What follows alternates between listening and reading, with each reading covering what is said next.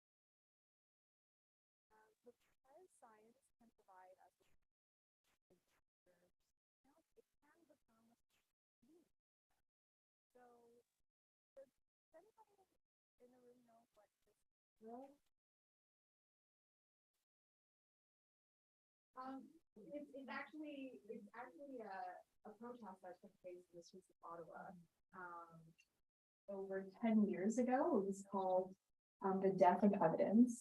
So this was back in 2012, and at the time, the federal government was starting to do a lot of things that were extremely concerning to the scientific community, including not allowing government scientists to talk public about their science. They were starting to defund a lot of really critical research projects and infrastructure in Canada. And became just very much sidelining scientific evidence in the public speaking. And scientists don't get mad or rowdy very often, but this time they really did. And, you know, thousands of scientists and science supporters showed up in Ottawa to have this big protest against what would be viewed as the devaluing of science in government decision making. And this event was in fact a catalyst for the founding of Evidence for Democracy, the organization that I now work for. And to this day, we continue to work towards making sure that scientific evidence has a valued place in government decision making. Next slide, please. Yeah, so can we move? Oh, sorry. Yeah, so as I've been saying, citizens need access to reliable science and evidence. And we actually use science and data all the time for our everyday decision making. So one easy example to mention is the weather network. We look at the weather network to see what the weather forecast is, and that informs whether we're going to dress warmly today or if we're going to bring an umbrella. Yes. Excellent.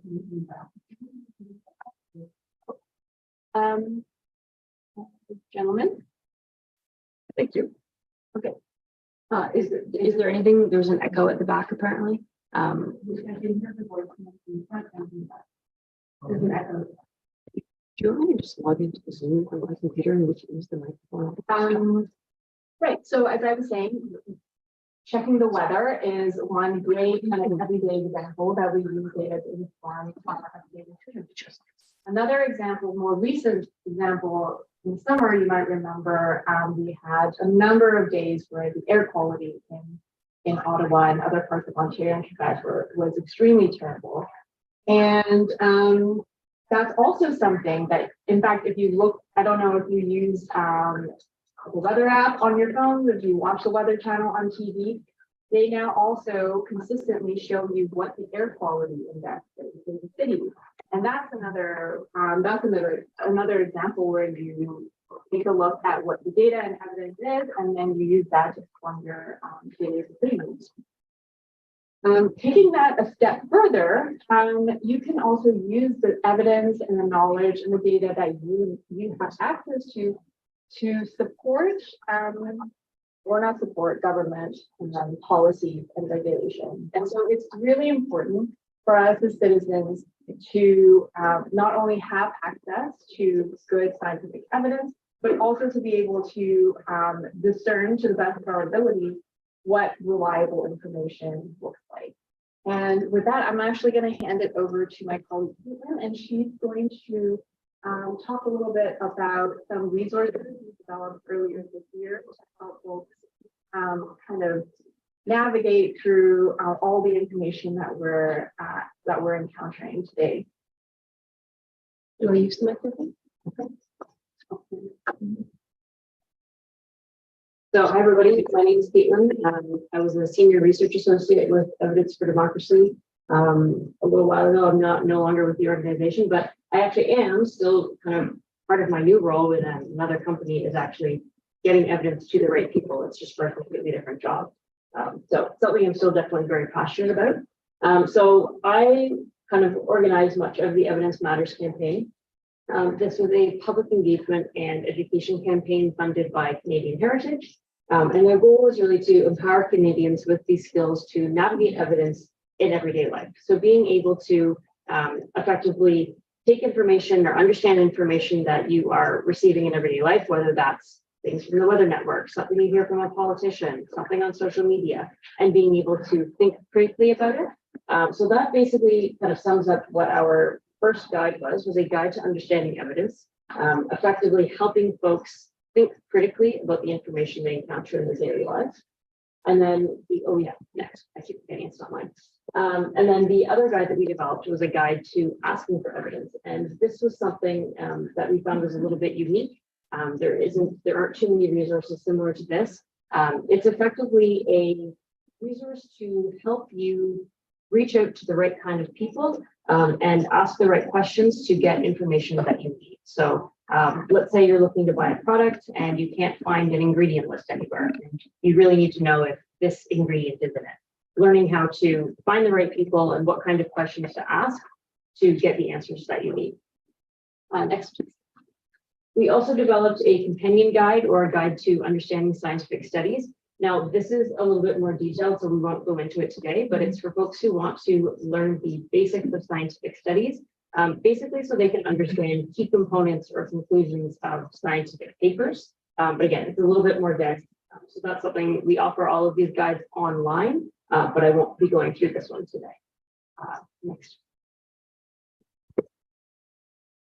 Okay, I'll just have you click a few times. I put some animations in here. Next time, one of them. One more. So why do we need this campaign to begin with? This campaign was effectively designed to deal with the accelerated spread of misinformation. So we're living in a time where mis and disinformation are pretty much everywhere, and where personal beliefs and opinions or alternative facts are becoming more and more influential. Quick definitions here: misinformation is false or misleading information spread regardless of intent, whereas disinformation is false or misleading information spread with the intention to deceive. The presence in our daily lives of either of these things makes it really hard to know which information to trust. So this unreliable information impacts decisions in many aspects of our lives, whether that's from buying a car, deciding to support a government policy, or even voting for a specific candidate. Unreliable information can impact all of these things. So without good information, without good evidence, our ability to make informed decisions and even just communicate rationally is really, really impaired. And that effectively threatens the health of our democracy. Now, obviously, this is a big issue. There's no silver bullet for it, but there are both reactive and proactive techniques. So reactive might be something like debunking. You hear something, you say, nope, that's not true. This is the evidence that I know. But there are also proactive approaches. And so this is something that we sought to do with the Evidence Matters campaign, where we are really kind of centering information and science literacy and effectively getting upstream of the misinformation that we encounter in our daily lives, really seeking to empower individuals to seek out and engage with them.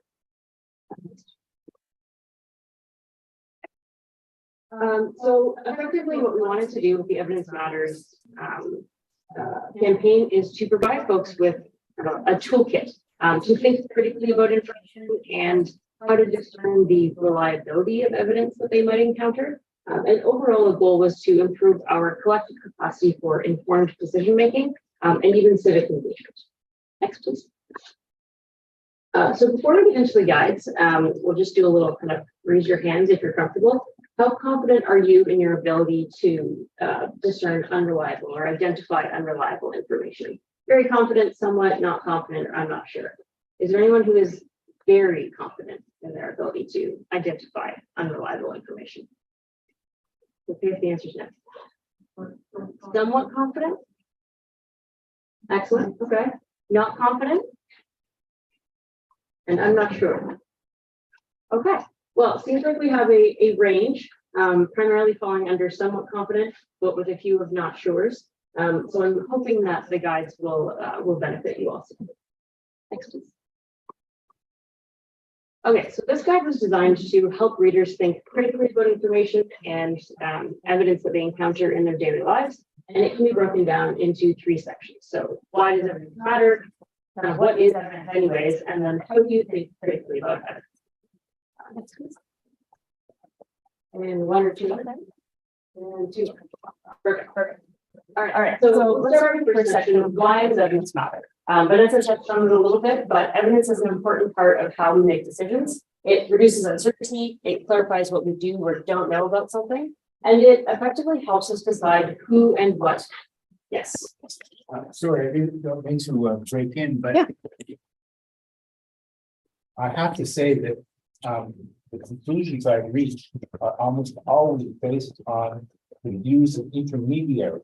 Okay, it's not hard evidence. Even the Weather Network. I don't know anything about meteorology. There's someone who stands up there who I think is an expert, et cetera, and maybe they predicted the weather correctly last week, maybe.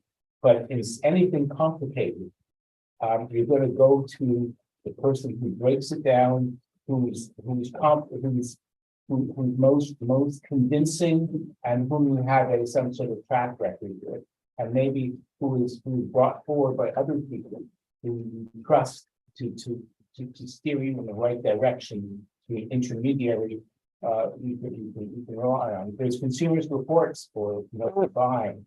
I don't know who you go to for political stuff, and on the war basis, now we all see how crazy it is. Yeah. Anyhow, that's a comment. No, that's a very good point, and there's actually a slide. Yeah. Briefly sum up the thing. Yes. I'll try to summarize. Let me know if I don't catch it.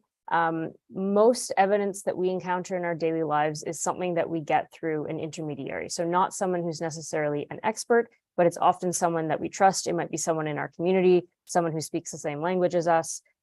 So often we are not getting information or evidence directly from an expert, but someone who we have some kind of a relationship with. Is that about right?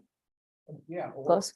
Not a relationship, but have a knowledge of Yes. a little bit more than just knowing, recognizing the name that you're trying to fix further. Yeah, for sure.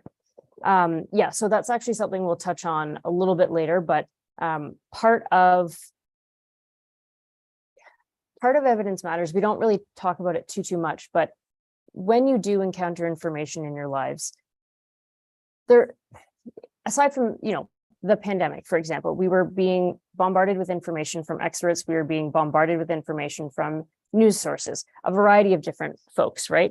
But a lot of the time, the information that people trust is from people within their own communities, someone who speaks their language, someone who they have a relationship with, or they have an established knowledge of. So it isn't always coming from experts. That is a very good point.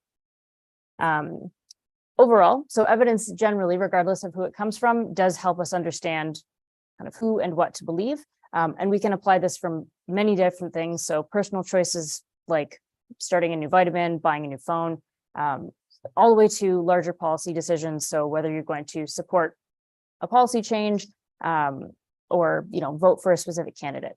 So similarly, people in influential positions, such as public health professionals or politicians, should also be making decisions informed by the best available evidence, ideally. Next. Just click it a few times. Perfect. Excellent. So what exactly is evidence and how do we define it? Vanessa, again, touched on this a little bit earlier, so I'll just kind of skim through it. But the dictionary defines it as one or more reasons for believing something is or is not true. And another kind of easier way to think of it is any information that supports or contradicts an assumption. This is typically something that's observable, recorded. We often focus on data of some kind. Obviously, there are many different kinds of knowledge. We are not touching on Indigenous knowledge, for example, in this presentation, or experiential knowledge. Those are very well-known forms of evidence. For this, we'll be primarily focusing on kind of the scientific method and scientific research. But for example, what we have here is there's an assumption that climate change is happening. And we can see using recorded data from 1880 to 2021 that there is an increase in temperature. So this might be something or data that we would use to support the assumption or claim that climate change is indeed occurring. Next, please. And one or two more. One more. Perfect. So it's important to note that evidence can change and that it often does quite quickly. We've especially seen this happen over the past couple of years. Evidence is simply information. So anytime there's new research, we just gain more information. The fact that evidence changes doesn't mean that science is flawed or untrustworthy in any way. It's more like if you think of evidence as a constantly evolving body of knowledge. So something like an encyclopedia. So when we learn new things, the entries get updated. Repetition of scientific studies, debate, and peer review are a really important part of how we gain new information. So this is the process of deciding what kind of things are reliable, what's reproducible, what's outdated. And this helps us determine what's the most likely conclusion we can draw. So if you think about all of the things that we do differently now compared to what our parents or grandparents did, like wearing seatbelts or not smoking indoors, as our understanding of the world around us evolves, so does the way we interact with it. Next. 3 or 4. Keep going. One more. Excellent. Okay, so on to the practical part of the guide. How do you think critically about evidence anyway? So let's start about thinking about credibility. So this is both of credibility of the evidence and of the source. So one of the questions you can ask yourself is, who funded the research? Did they have some kind of vested interest? and how might that have affected the results? So for example, the tobacco industry has a very long history of funding research that downplays the health risks associated with smoking. Where was the research published? So was it published by a journal that requires peer review? So someone who is an expert or 2 or 3 experts in the field reviews the study and gives it the A-OK for this makes sense. There are preprint services that basically allow folks to publish their work, but it's not peer reviewed. So if you are reading about something that's called a preprint study, it doesn't mean it's wrong. It just means there are fewer people who have looked at it and said, yes, this is something we can trust. In terms of credibility of the source, who's providing the evidence? Are they acknowledged as experts, or does it fall within their realm of expertise, or even just lived experience? So check if the source is affiliated with some kind of reputable organization or institution, or if they've been quoted in recent media. Is this someone you can kind of find out more information about? And then an important one also is, what is the purpose? Why are you encountering this information in the first place? Is the information intended to inform, teach, sell, persuade? Those are really important questions to ask yourself. So for example, if you could hit one more, I will read this out, but it basically says vitamin water, flu shots are so last year. And then it shows a couple of pictures of their drink, more vitamin C, more immunity, less snotty tissues. So if you look at this, this is very clearly an attempt to get folks to drink their beverage with the implication that it might protect against the flu or illness. There's nothing scientific about this, nothing. Like there are no ingredients in that drink that is going to be preventative against the flu, but the way that it is worded might make someone who is just kind of, not wanting to seek out more information, they might be willing to drink that and think that it's better than the flu shot. So it's important to think about where the information is coming from and what the purpose of it is when you're encountering it. Next. A couple more. Perfect. Okay. So another thing to think about is the consensus around the evidence. Is this the first time this finding has been shown, or have other studies found similar or opposing results? If it's a new finding or something that opposes an entire field of evidence, that finding should be interpreted a little bit more cautiously. What are other people saying about it? Experts often critically review other experts' work, so look for recent reviews by reputable sources. Relevance of the evidence is actually a really big one. So what is the population being studied? Studies involving animals or cells are really useful, but they do not replace a study in humans. And often a claim can be overstated. So I'll come to an example about it, but often in the news or on social media, you'll see something that overstates something that is found in animals and says, oh, it's basically applicable in humans. It's not necessarily. That's quite a large jump. So think about what the population being studied is, and then how old is the evidence? Especially during the pandemic, we saw information changes really quickly. Science is updated very fast.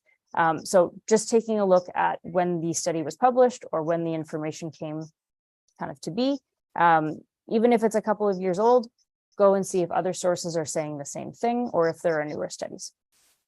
Next, please. Oh, one more. If references are mentioned, do they actually relate to the claim being made? So you might be reading an article and it might be, studied with sources, but if you click that source, does it actually go to a study? Does it go to a website that makes sense? Or is it just a link that's been thrown in there to look like there are sources? I forget what I was looking at, but there are 4 or 5 sources and I was like, oh, this is great. I didn't know there were, studies on this information. You click it and it leads you to Dr. Oz or something. And it's like, that's not necessarily a horrible source, but it's more just like, if you are looking for scientific evidence and they make it look like it's there, click it and see where it goes. Next, please. All right, objectivity of the source, a couple more. Perfect. Is the information presented in a way that appeals to your emotions? So findings should ideally be discussed in neutral language, not emotional language. One example of this might be eco-friendly products. They might try to appeal to your sense of social responsibility. They might try to make you feel guilty. So this phrasing appeals to your emotions and targets your personal beliefs and values instead of actually focusing on the evidence behind their product. And then the last one is basically bias within media. So while most media outlets try to present stories objectively, many still have biases, and that can influence how the information is framed. So there's this neat tool called mediabiasfactcheck.com. And you can basically put in the news sources you most frequently read, and it'll give you a sense of what kind of biases your news sources might have. Next, please. Pardon? Oh, what kind of biases? I think it's, I don't remember who does the rankings, but it's very, very thorough. So it's Canadian news sources, it's American news sources. They rank it based on both political leaning, but also kind of what position the media outlet has taken on similar topics. I highly recommend checking it out. It was quite interesting to see where some of the ones I read kind of fall. Okay, so summing it up, this is obviously not an exhaustive list. If the information you're encountering doesn't pass one or two of these criteria, it doesn't necessarily mean that it's unreliable. Now, actually, this was the example I wanted to get to. If you could hit next. So let's say a study is done in mice, but not humans. They can often be misreported. So there was an article in a paper called, or like a social media site called inverse.com. And they basically said this popular anti-aging goo can help regrow muscle. Study. It can't. It was done in mice. It was not helping regrow muscle. It was something on a much, much smaller biological scale. Anyway, basically the findings were taken slightly out of context, slightly amplified. And again, the study was done in mice, not humans. So it's simply not quite generalizable to that extent. This is a Twitter account called Just Says in Mice, and it's basically, it tracks every time a reporter says, this thing happens in humans, when it actually is a study done in mice. So that's just kind of a fun thing that you can check out. Next. Okay, perfect. So we have some tools to think critically about evidence, but when you're looking for evidence behind a specific decision or a claim and you can't find it, what do you do? Next. Okay, so onto a guide for asking for evidence. So this one basically offers practical advice on how to both search for information effectively online, as well as how and what to ask. This focuses on really accountability. And so how asking for more information holds politicians, journalists, companies, organizations, individuals accountable for any claims or decisions that they might make. Next, please. Okay, so nope, that's okay. That's perfect. So we'll actually take a quick second because it actually ties in quite well to what you said earlier. What sources do you rely on most to confirm or validate information? So this could be somebody that you know, word of mouth, an expert, news sources, some kind of government publication. Where do you typically find, what sources do you rely on to confirm information? If anybody feels comfortable. Yeah. Yeah. And Wikipedia. Those would be the two, I think. There's obviously the subjective part of Wikipedia, and the other stuff like the frequency of a pendulum. It's going to be like Wikipedia. Yep, for sure. And it can be really, really more than tricky when you're not looking at hard and fast data. Not data. It's a opinion. Yes. Is the government, are they straight shooters or are they corrupt? Or that sort of thing. I'd go to Transparency International to ask. Because they're people who I think can do that sort of thing. As for war type information, I don't know. I saw the New York Times cited as corroborating that the Israelis had struck the hospital, and then that was reversed the next day. So I'm totally at sea when it comes to that. Yeah, I just sort of tend to trust one side rather than the other. Yep, for sure. I like Snopes and Brown News. Okay, yeah, excellent. So what was that one? Snopes and Yeah, ground Ground news. Okay. It's like a paid service that also does the bias check. Oh, nice. Okay. I've heard of Snopes, but I hadn't heard of ground news. Yeah. Nice. And of course the BBC. BBC. Excellent. Yes. I like finding about that. Oh, yeah, that's a good one. Yeah. Yes. Yeah, no, those are all excellent. And I think something that you all kind of touched on was you don't typically just rely on one source of information, right? Some people do, that's okay. But the more sources of information you can get your information from, the more likely you are to see kind of different opinions, different facts, kind of being able to build your own consensus instead of hearing somebody say one thing and you diving on that and accepting that as truth. Oh yeah, next please. Perfect. So this one is actually, again, going to be another little interactive one if you're comfortable. Tell us about a time when you questioned a claim or asked for more information. Vanessa has an example if no one has one, but we'll let you guys go first.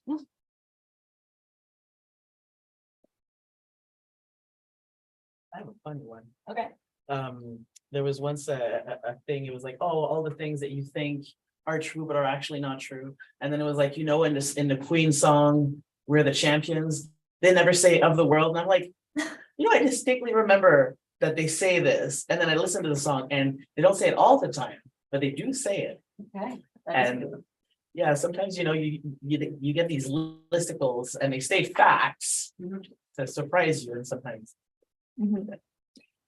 Yeah, that's a great example of read past the headline, right? You see a splashy headline and it's like, did you know this and that? And you're like, oh, wow, that's really interesting. But sometimes we don't actually kind of take the next step to verify whether that headline is factual. So yeah, I mean, I do have an example to share for a recent time when I heard something and I was like, I'm going to check that out. But before I get there, does anyone have an example of that they'd like to share? Yeah, Yeah. actually, I've never big into traveling, but I started to think about North Korea. And there's a museum there about, it's supposedly highlights all the countries in the world. And apparently it was very good. But the claim there was, we have all the best of the world right here. So why do people travel like themselves? You know, not just the Korea. It made me think, how do I know that living in Canada, that I'm living in the best that was in the world? So that's what got me out from the topic and challenging. What if the world really like this? Like that. And a lot of the claims was verified by what is your possible. Yeah. Thank you. That's a great example. Anyone else? Well, okay. Well, next slide, please. So, my example was about the wildfires, that the kind of catastrophic wildfires that happened this summer. And one of the things, you know, it can be quite a fraught topic because the link to climate change then brings in a lot of feelings about, you know, whether the change that we're experiencing is human caused or is it natural, you know, cycles or whatever. Anyway, so, you know, at the beginning when it was starting to get really, really bad, I was hearing conflicting information about whether or not the wildfires were truly worse than previous years or the previous decade, and how many wildfires were there actually. And so one of the things that I heard was, in fact, that, oh, actually, there aren't as many wildfires this year as last year. So like all of this is misinformation, you know, it just happens to be smoky this day, but, you know, it's actually not as bad as people are being alarmist, basically. So I thought, okay, well, let me try and find out more information because all of this hearsay is extremely confusing. Next slide, please. So I looked around and I was looking for a source that I thought could be fairly reliable for reporting actual statistics on wildfires across the country over time, because that's kind of the information you want to look for. You want to be able to compare different, you know, metrics on the wildfires over time. So this is something I came across that was cited by a number of news sources in their reporting. This is the Canadian Interagency Forest Fire Center. Okay, so all right, so it's kind of a national organization. And when I went to the about page to see what is it that they actually do, it's actually a nonprofit that is co-managed by the forest fire agencies from every province and 2 territories. So they all contribute data in, and what this organization does is it actually manages response and sharing of resources. And so to me, that sounds like there's no incentive to lie about how much wildfire there actually is in your province or territory, because if you have the wildfires, you need the resources to fight the fires. So I, through kind of thinking through, okay, what does this organization do? What are their kind of motivations, and what would be their reasons for sharing the data? I considered this source to be fairly trustworthy. So then I started looking at their data, and the first thing I came across was, just to let you know, this data I pulled like a couple of days ago. When I was looking at this, it was in like July. But this is from a couple of days ago. So that's why you might see a little bit of this discrepancy in dates, but the message I think still applies. So when I was looking at this, I was like, okay, 2003, there's about 6,500 fires that were started. Okay, 6,500 fire starts this year. Compared to 2022, which was 40, you can't see numbers, but so I'll tell you it's 4,800. Okay, so it was more than last year, but compared to 2021, it's around the same. Generally speaking, it doesn't actually seem like 2023 had more fires than previous years at all. So that part seems to be true. But then I took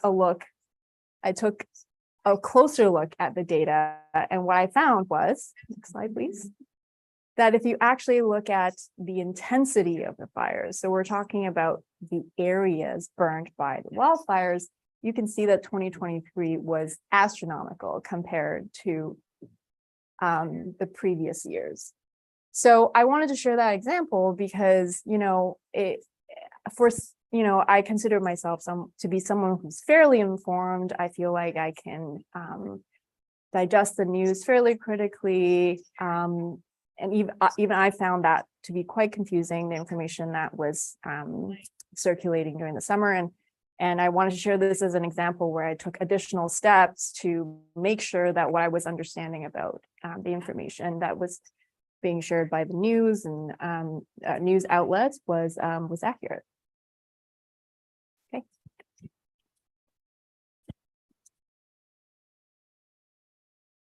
Yes. Just the comments, I'm sure you looked at this, but the metrics make all the difference. So if you had the metrics on the number of wildfires, it would be one thing. If you had the extent, not burned, it would be another thing.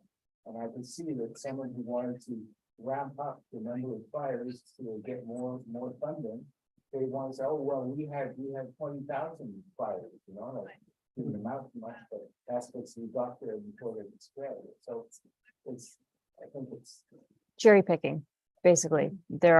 It's very easy to twist data. So for example, if you read a news article that only had the first graph, you might go, it's no big difference, right? Pretty similar to last summer. This is just alarmist, that kind of thing.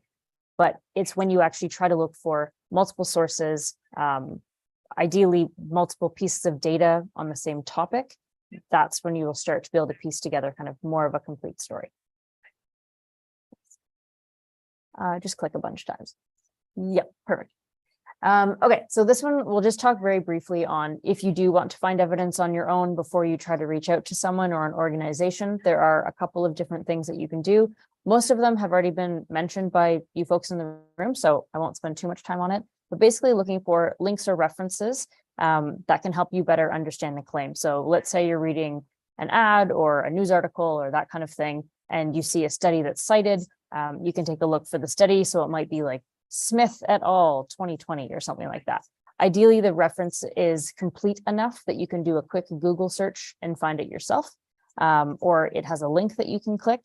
One of the other things you can do is obviously Google. Try to be specific with your search terms and avoid confirmation bias. So let's say I wanted to find out how many grams of protein an average adult needs a day. That's a better search term. So something like daily protein requirements is a very neutral way to phrase that question versus do we eat too much protein?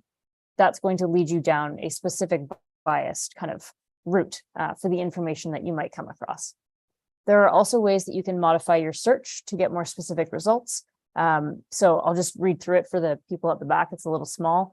A plus symbol means specific words must be present in the search results. So if I typed in Statistics Canada survey plus household income, it would only give me results with Stats Canada surveys on the topic of household income. So it makes it more specific.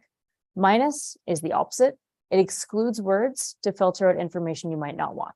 So airborne diseases minus COVID-19 would give you information on airborne diseases that were not COVID-19. Because if you Googled airborne disease right now, you would probably get mostly COVID. So if you want something different, you can do minus and it'll filter out those results. Quotation marks allow you to search for an exact phrase. So let's say you were listening to the TV or the radio and you remember kind of a sentence from an ad, you could do quotation marks. So Sensodyne toothpaste reduces sensitivity in 30 minutes, and you want to check out that claim. Quotation marks will bring you to results that have that exact phrase in that order. Next. A couple more. Perfect. Okay, so if you're going to take action for a company, let's say you're going to vote for someone or you're going to buy a product, you have a right to accurate information about what you're buying or supporting. So if you're reaching out to a company, influencer, organization, emailing or calling is probably the easiest way. Often it's pretty easy to reach out on social media. Those are both good ways to start a conversation. Most company websites will have some kind of phone number, either to ask questions or they'll direct you to the right person.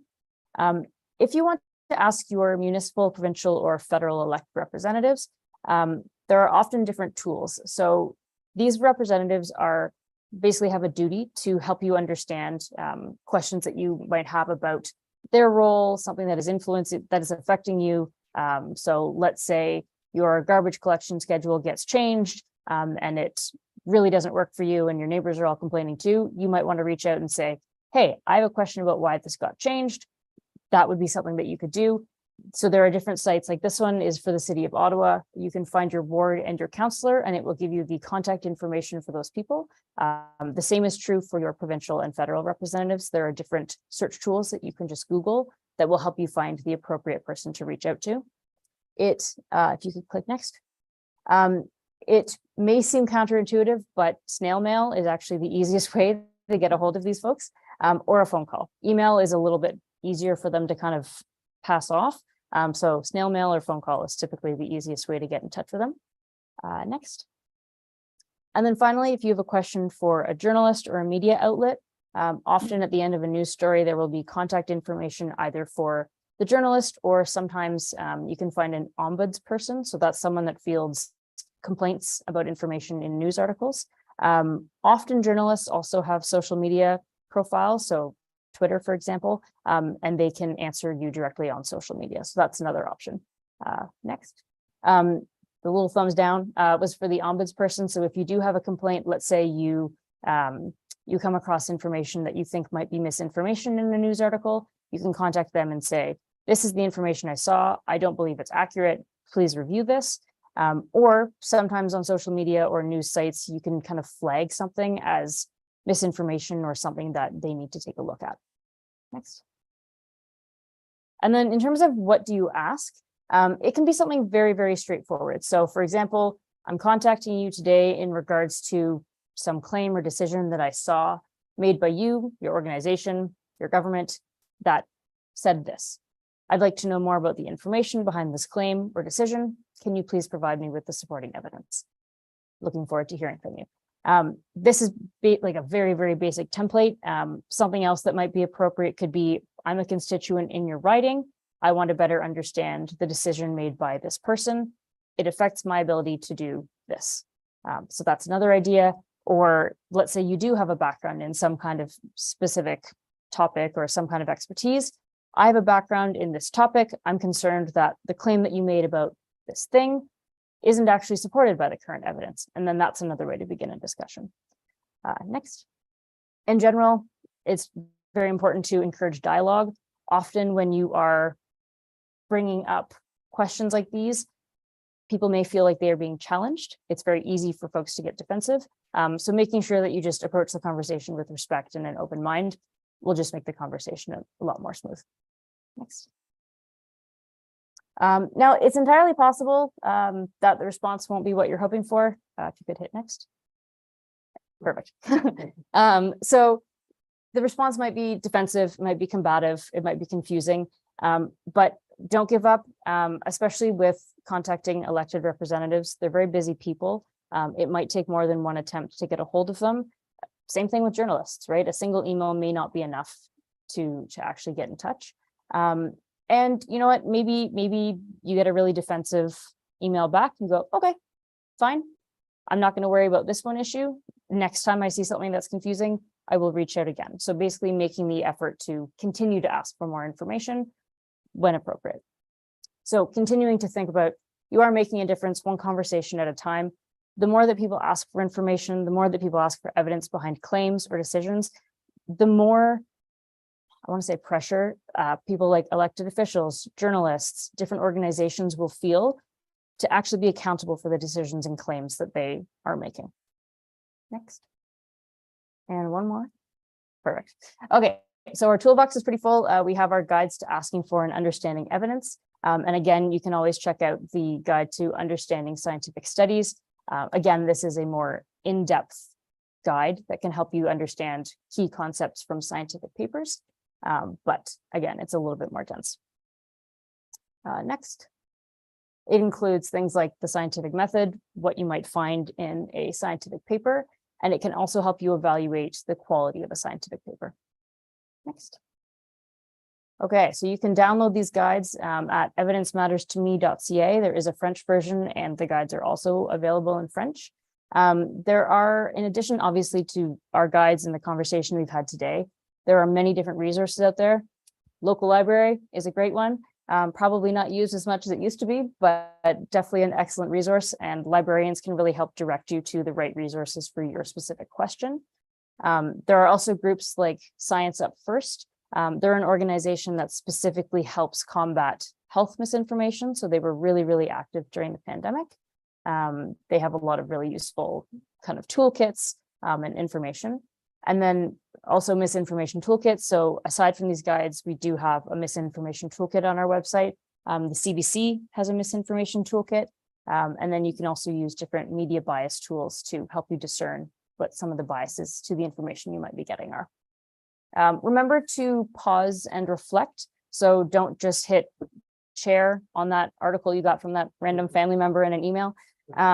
Take the time to go beyond the headline, try to find the source, try to read a couple different sources before you accept something at face value. Read diverse news sources, be mindful of echo chambers, especially on social media. It's really easy with different algorithms, even your Google News algorithm, right? It knows what you want to read. So try to seek beyond that and read different news sources and seek different opinions. And always ask questions, reach out to folks, have discussions, just like we had today. And with that, if you want to learn or do more, we do have a newsletter. You can check out our past training or toolkits. We also have different webinars available. We offer customized trainings as well, and tell other people about us. With that, thank you very much for attending, and thanks to Ottawa Public Library for hosting us.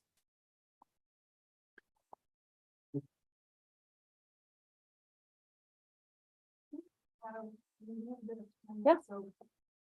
Any questions? Open discussion, the questions, and anything you'd like to discuss. There was something up about democracy, how this helps democracy. Mhm. It strikes me that once you bring democracy into it, you're opening up the archetypal can of worms. I mean, you have every sort of opinion known to people, anything. I mean, and so, what would be your advice on navigating a topic such as politics?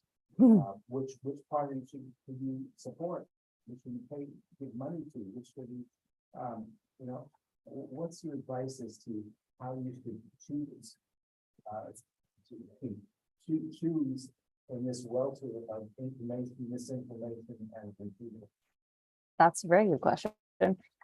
When we link to democracy, it's in a couple of different ways. So it's both, let's say you want to vote for a candidate. How do you do that? How do you wade through that misinformation? But it's also, if you are being bombarded with misinformation and folks around you can't have rational conversations because there are so many different pieces of misinformation out there, that affects our democracy, right? So for example, if there are a bunch of different political ads that are perhaps not truthful, that can sway people, right? It makes it harder to discuss what platforms are actually being presented because like, oh, well, I heard from this one guy that none of that's actually true.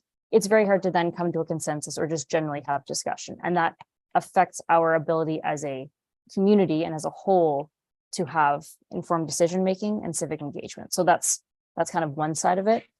When it comes to wading through issues that might be politicized, which is basically everything right now, I think, and you can add to this, but I think the best method for myself anyway is read as many different sources as you can.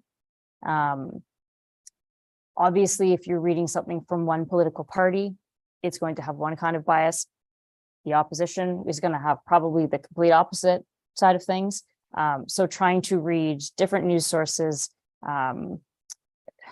it's tough. As many sources as you can seek out, have discussions within your community, within your family. That's kind of the best thing I can suggest is read as much as you're able. Yeah. Or listen as much as you're able. Yeah. Start that like positive formation of your organization is the scientific issues with Harper's government.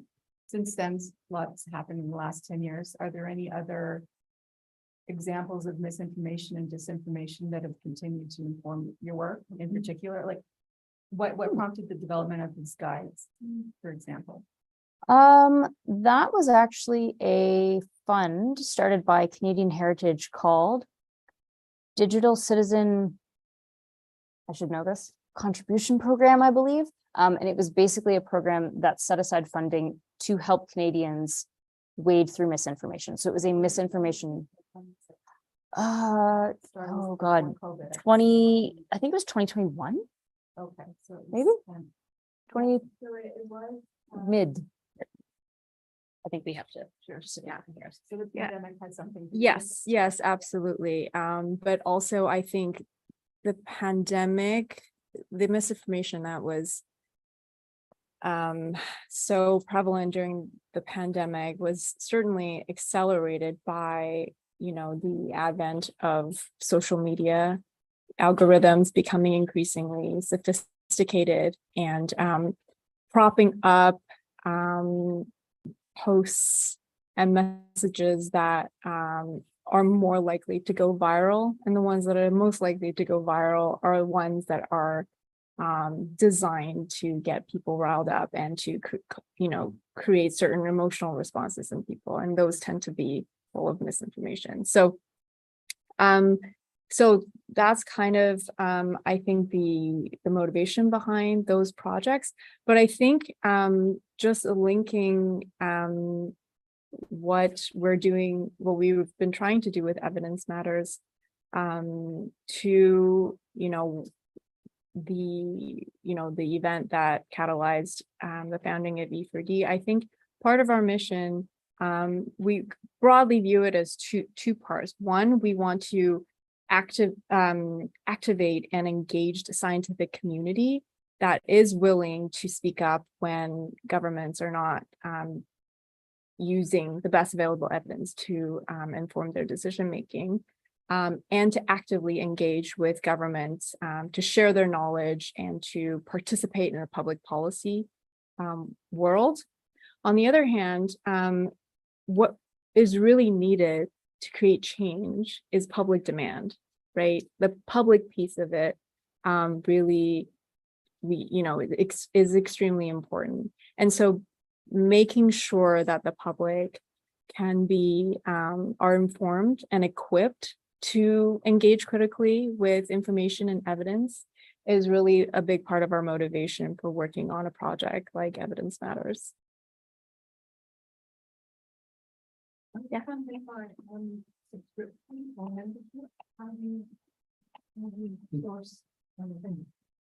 Yeah, so we are extremely fortunate to have a community of donors who fund our work. And these are, this is a community that we've built up over the past 10 years. On top of that, we also have certain projects that are funded by charitable foundations. And then there are, project specific funding that come from, for example, Canadian Heritage. This is all on your website. Yes, everything we've talked about today, you can find on our website, which is a new website that we launched in July. We worked very hard on it. Way better than the old one. So please invite you all to take a look at the website for sure. Any other questions about science or evidence, democracy? We have, I think, 2 more minutes. Yeah. If not, we can give you 2 minutes back on your evening. And thank you all so much for coming. And we hope to see you at, future community events like this. Thank you. Yes, yeah, you can sign up on the website. We also have little bookmarks and cards. I'll just, you know what? Just bring them. I'll just do this. We also have just a quick war something survey.